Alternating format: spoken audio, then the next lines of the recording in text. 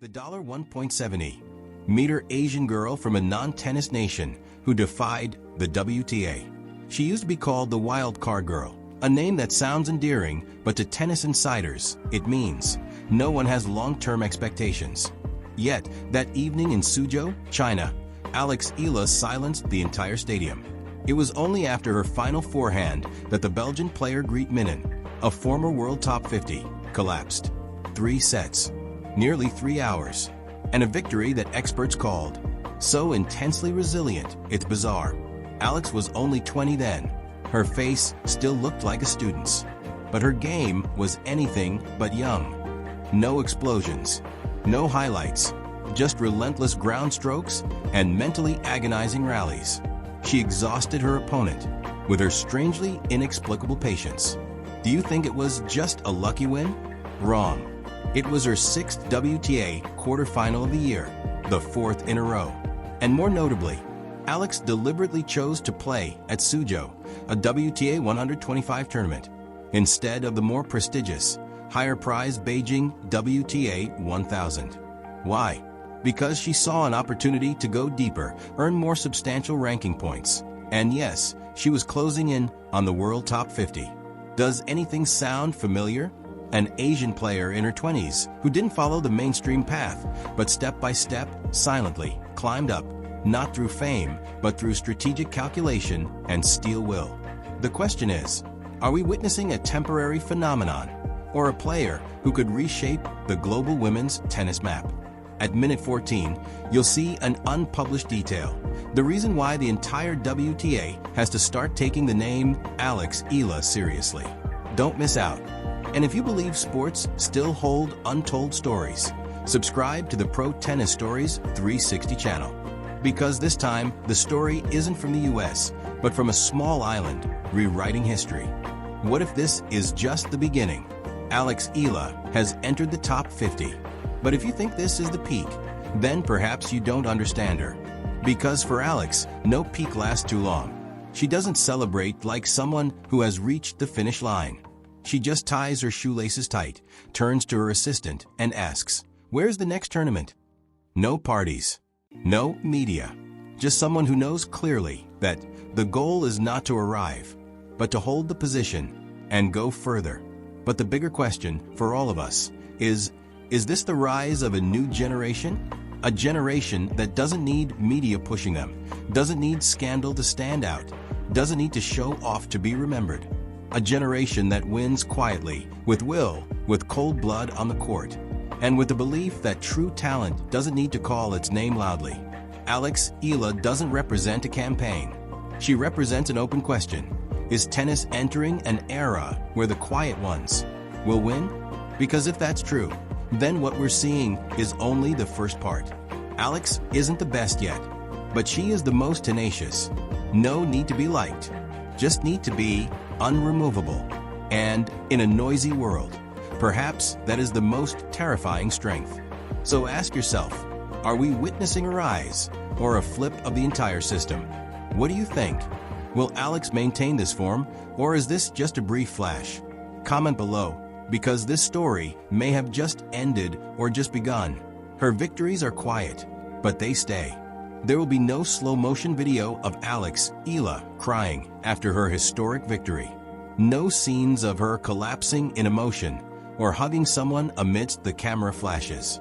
Moments like that don't happen to her. She just stands still, collects a racket, adjusts her sleeve, then walks off the court to just enough applause, as if a normal round has ended.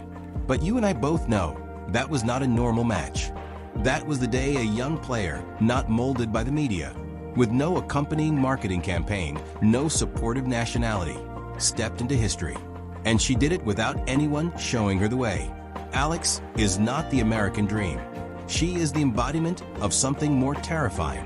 Persistent repetition to the point of being undeniable.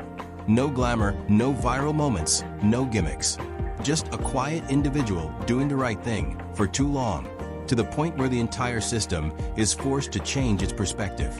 We often talk about glory as a stage light, but to Alex, it is her own shadow, growing bigger with every step, every shot, every decision to be uncompromising with herself. That is the quietest victory, but also the one that will stay the longest. And if you find this story makes you see sports in a different light, subscribe to the Pro Tennis Stories 360 channel, because this is the place that recounts journeys with no spotlight, but deserve to be illuminated. And you? What do you think about Alex Eala? Is she a short-term phenomenon or a blueprint for the future of sports, where silence will be the ultimate weapon? Comment below, because sometimes a silent period is the strongest ending, and perhaps also the opening for something much bigger. It's not the court, it's the fortitude that creates a star. No one is born a champion, and certainly not in a place like the Philippines, where tennis lacks million-dollar academies, legendary coaches, and a ready-paved road to the WTA. But from that very foundation of scarcity, a girl named Alex Eala began a journey no one would bet on. At the age of 8, while many American children were playing tennis on artificial turf under LED lights, Eala held a wooden racket on cracked cement courts, practicing in the scorching 40 degrees Celsius heat of Manila. No ball machine, no technical analysis team. She practiced every backhand as if it were the last chance in her life. Every time someone said, "Asian girls can't beat the tall European players," Eala silently added extra hours of practice after school. Not to prove anything, but because she believed, to be seen, you first have to be consistent when no one is watching. When she won a scholarship to the Rafael Nadal Academy in Spain, Eala didn't just step out into the world. She had to face a cold truth. She was no longer the best player there. Training sessions started at 6 a.m. and ended at 9 p.m. Players her age came from Russia, France, the US, Japan. Everyone had international junior titles. Everyone had crushed opponents back home. But it was in that environment that Eala learned the most important thing. Tennis is not just skill, but the fortitude to survive. When no one is cheering, do you keep hitting or drop the racket? When you're eliminated from 3 consecutive tournaments, do you hide or analyze every small error? Eala's answer was, "I don't have to win right away. I need to continue." Perhaps you once thought, if she were born in Florida or Paris, she would have gone further. But are you sure?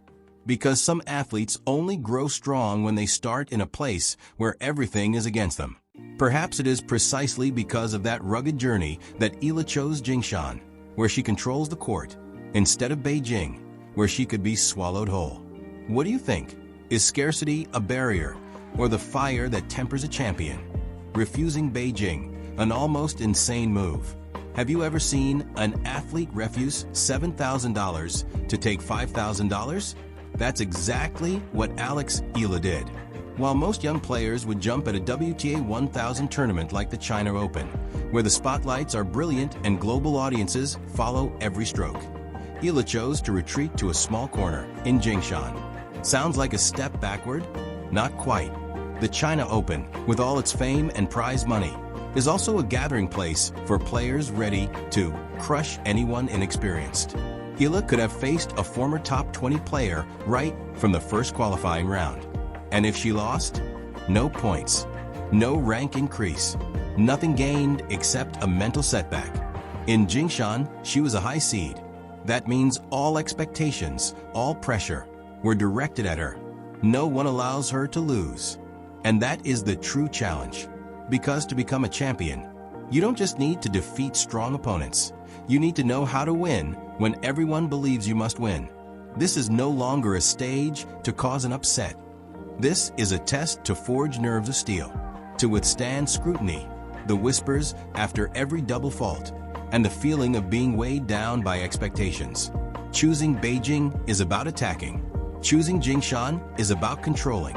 And Eala chose the latter, not because she was afraid of losing, but because she knew the time to step out into the world must be when she is truly ready. Would you dare to refuse a chance to be seen, to quietly build inner strength, even though you know no one cares where you are? Famous for staying silent. In a world where every tennis player is an influencer, where a small victory leads to a barrage of Instagram photos, TikTok clips, and polished PR interviews, Alex Eala chose to disappear. No private media team. No answering fun questions about her current crush or items in her bag. She doesn't build an image like Naomi Osaka or Emma Raducanu. She has no brand story. She only has tennis. And that makes people uneasy. Why would a young, beautiful girl, playing well, not capitalize on the spotlight? Why would an Asian player dare to refuse TV shows, invitations from major sports brands, and even four-figure endorsement deals? The answer is simple. Because she understands the spotlight is something you cannot control, but results are. After a painful loss in last year's tournament, Alex deleted all Instagram posts, unfollowed almost every account, and didn't update anything for 3 months. The media suspected depression. Fans worried. But when she returned, people saw a different version. Clearer muscles, better speed, less soft eyes, and a playing style that was almost ruthless. A former opponent once anonymously said, "She doesn't smile. She doesn't talk.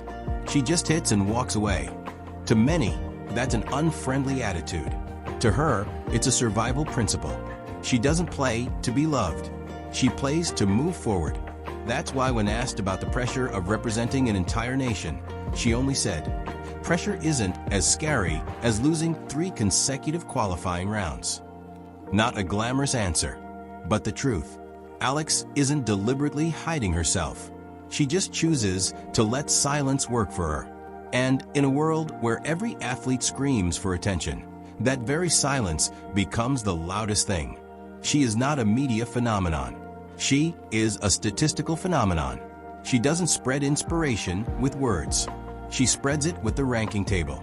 And if you think that's too cold, then perhaps you've never seen a 20-year-old girl turn a court into a psychological battlefield without shouting even once. The tournament no one watches, but where ELA levels up. If you only look at the results board, the Jingshan Open might seem like a small milestone.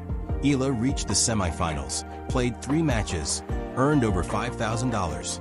But the truth is, this tournament was her psychological laboratory. A place with no TV cameras, no fanatical fans, and no one paying attention whether she won or lost. But that very absence of everything was what Eala needed most. In Jingshan, no one cheers you after an ace. No one celebrates when you save a break point. And no one comes up to ask for an autograph.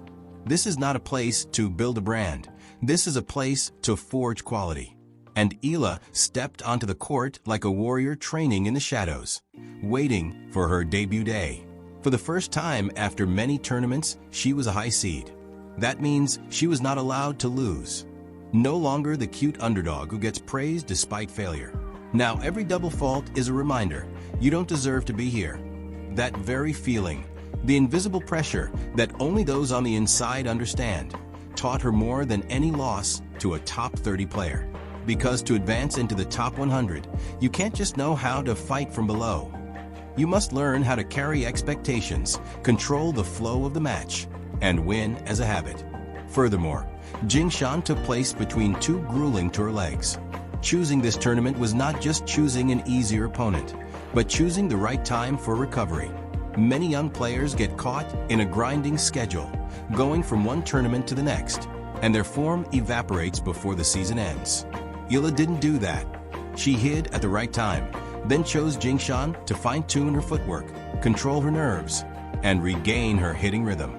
No one saw her practice, but when she enters the next tournament, everyone will wonder, how is she hitting so solidly?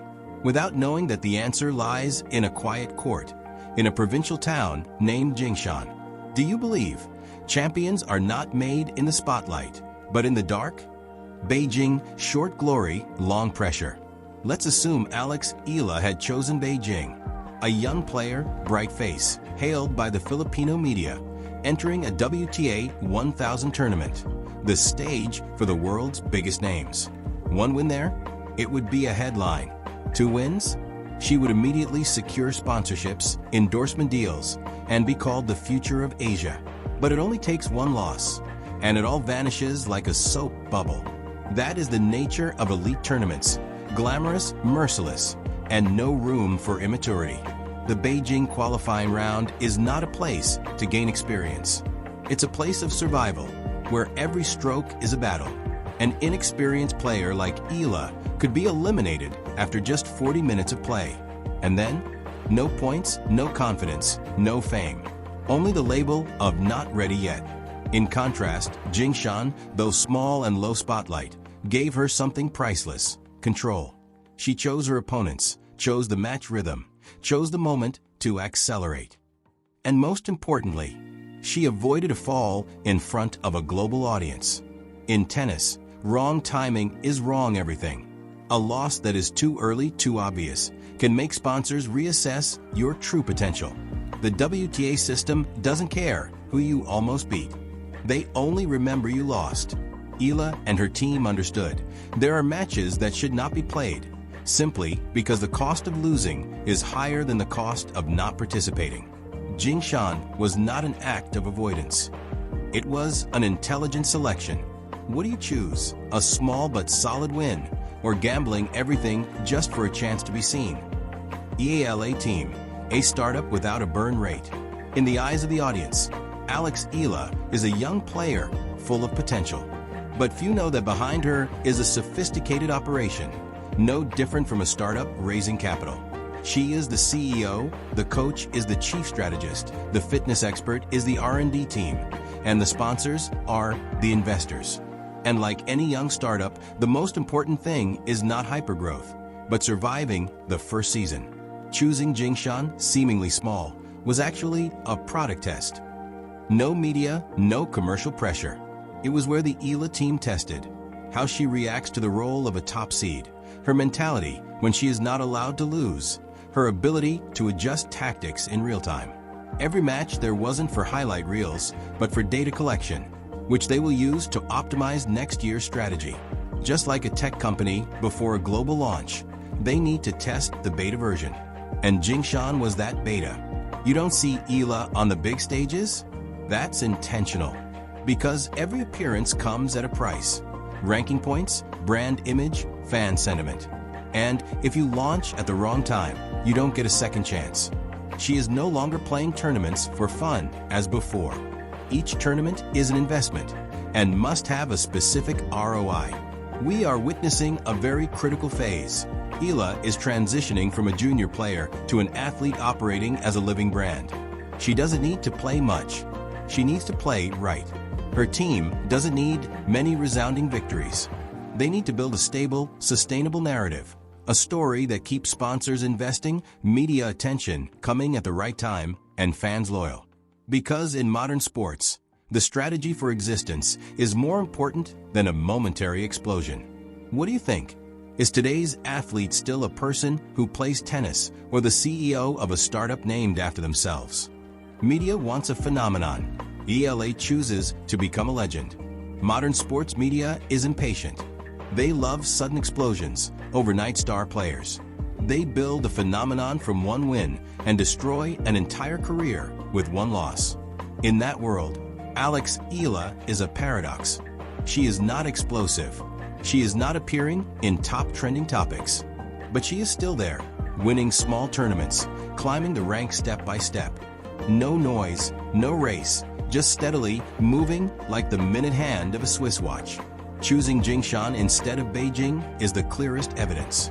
While the press craved a new name to promote, she chose to go the opposite way. No flash cameras, no big courts. Just the ball, the net, and persistence. And that is the difference between someone who wants to be famous and someone who wants to last. Do you know how many players were called prodigies after one WTA tournament and disappeared? More than 60% never returned to the top 100 after their first time in the spotlight. Because the spotlight can illuminate, but it can also burn. Eala understands clearly. The media doesn't remember who lasted long. They remember who caused a shock. But the WTA doesn't operate like the media. The WTA rewards those who are persistent. And Eala is playing to survive, not to shock. A tournament like Jingshan doesn't have a viral moment, but it's where she learned to shoulder responsibility, how to play when people take it for granted that she must win. That is a lesson greater than any points. And when Eala truly steps into a major WTA tournament, you won't see a new phenomenon. You will see a complete player, not coming to learn, but coming to win. What do you think? Between a win that makes headlines and a career that lasts 15 years, which do you choose? When you are the target, Eala's first victory. For the first time in her professional career, Alex Eala entered a tournament not with the mindset of a promising Asian girl anymore, but as the target. In Jingshan, she was the seed. Her name was at the top of the draw. Every opponent looked at her as the person to beat, and that completely changed the nature of the game. When you are the underdog, every good shot gets praised. Every loss is forgiven. But when you are the person who must win, every mistake is magnified. A double fault becomes a mental issue. A hard-fought win is a sign of dropping form. Eala didn't just compete. She faced the psychological pressure that only top 50 players are familiar with. And that is the real victory. She didn't let the match slip away. She adjusted tactics mid-match. She reversed the situation after losing the first set. Not because her opponent was weaker, but because she began to learn how to master the match script, not reacting, but proactively controlling. That is the turning point between talent and real player. Jingshan taught her one thing: winning when no one expects it is easy, but sustaining the win when everyone expects it from you, that's the challenge. And Eala, for the first time, stood firm in that role. This was not a victory for the front page, but it was a victory that helped her step out of her own shadow. No longer Alex from the Nadal Academy, but Alex, confident, standing independently, without a protective shell. What do you think? Isn't the most important turning point happening not on the podium, but in the moments when no one is applauding?